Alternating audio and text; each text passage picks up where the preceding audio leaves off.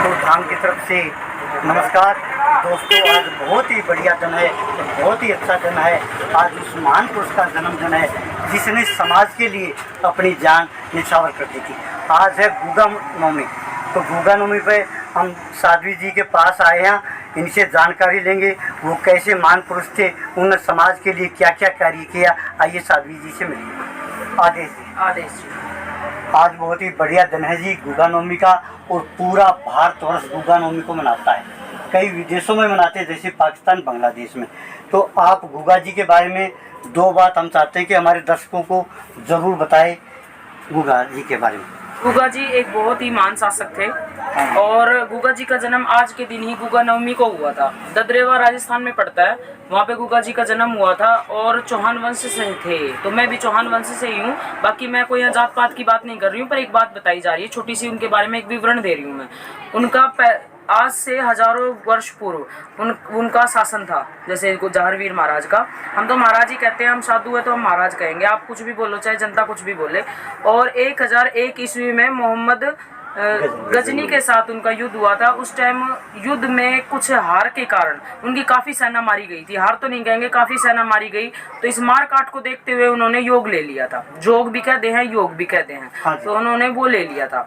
तो साधु संतों के साथ रहने लगे थे, अपनी पूजा पाठ ध्यान योग करने लगे थे। तो उन्होंने देखा कि कुछ बहुत सी गायों को, हमारे कुछ नाम तो नहीं लूंगी, कुछ लोगों ने उनको कैद कर रखा था, जो कि दुश्मन बताए जाते हैं। गौ हत्या का रखा था। हाँ जी, गौ हत्या का, जिसको एक वो भी बोलते हैं ना, गौ हत्या कटगड़ा, वो भी बोलते हैं। तो वो कर रखा था। तो गुगा जी ने देखा कि ये इस तरीके से ये जो गाय, इनको मारा जा रहा है, इनकी हत्या की जा रही है, इनको कैसे छुटाया जाए। तो गुगा जी महाराज ने उन गायों को छुटाने के लिए एक एक करके छुटाए, तो उस सेना को पता चल जाए जिनको उन्होंने बंद कर रखा था। नाम नहीं लूंगी मैं, बाकी जनता को पता है, तो पता चल जाता। तो उन्होंने एक लंबा बांस लिया, बांस के कपड़े बांधे, कुछ छड़ी सी बन गई। वो उस छड़ी को लेके वो उन गायों के बीच में कूद गए। गायों के बीच में एकदम से हड़कंप हो गया। हड़कंप होने के बाद सारी गायें इधर उधर भागने लगी। तो सारी गायों को उस हत्या से छुटकारा मिल गया। गौ हत्या जो गुगा जी महाराज ने ही बंद कराई थी, और उनको मैं भी मानती हूँ और उनकी उपासक भी हूँ, जति गुरु गोरखनाथ की भी और गुगा जी की भी।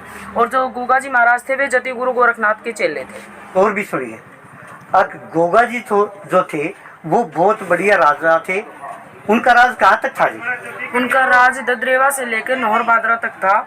और गुगा जी ने समाधि भी गुगा मेडी में ली थी। नौहर बादरा से 15-16 किलोमीटर आगे पड़ती है गुगा मेडी, वहाँ उन्होंने समाधि ली थी। और उनके शासन में, जब तक उनका शासन रहा, तब तक उनकी जो प्रजा थी उनके शासन में, वो बहुत ही खुश थी। जोग लेने के बाद भी उन्होंने प्रजा का बहुत साथ दिया था। कोई अगर कुछ कहता तो उनकी सुनते भी थे गुगा जी महाराज। और गुगा जी महाराज जो हैं वो गोरखनाथ के चेले थे, गोरखनाथ की ही उपासना किया करते। और गोरखनाथ की वजह से ही गूगल के द्वारा उनका जन्म हुआ था।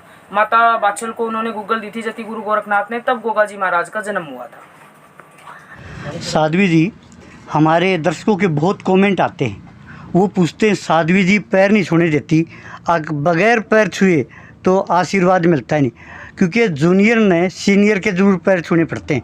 तो इन पैरों के बारे में आपकी क्या राय है, क्यों नहीं छूने देती?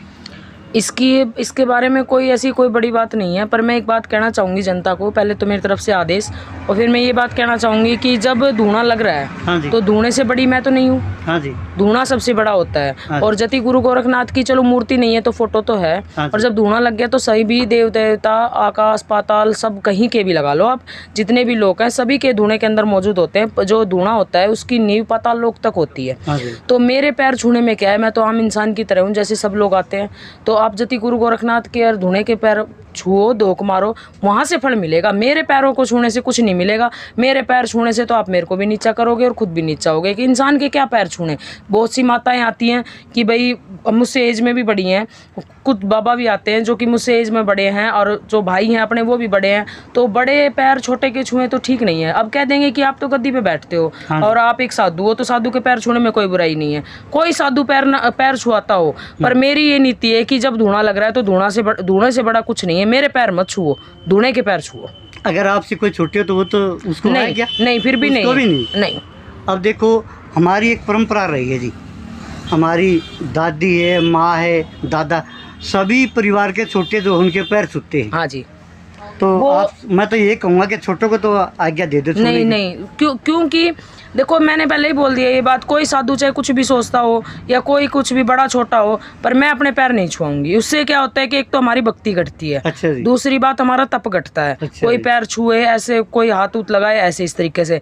बाकी मैं धोने से बड़ा किसी को नहीं मानती। अगर जो मैंने एक बात आपको समझाई है ना, मैं जनता को भी ये बात समझाना चाहती हूँ कि मुझसे बड़े बाबा बैठे हैं, सबसे बड़े बाबा बैठे हैं, तो बाबा के पैर छुओ। मुझसे भी तो बड़े बैठे हैं ना वो, तो आप उन्हीं के पैर छुओ और उनसे फड़ लो। एक मंगलवार के बारे में और बताना जी, कहाँ झाड़ा लगेगा?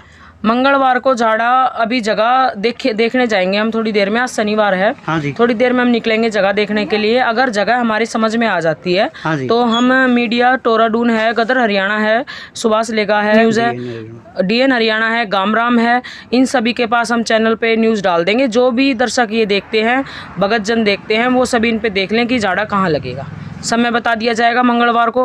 वैसे झाड़ा मंगलवार को दिल्ली साइड ही लगेगा, ये बात ज़रूर होगी।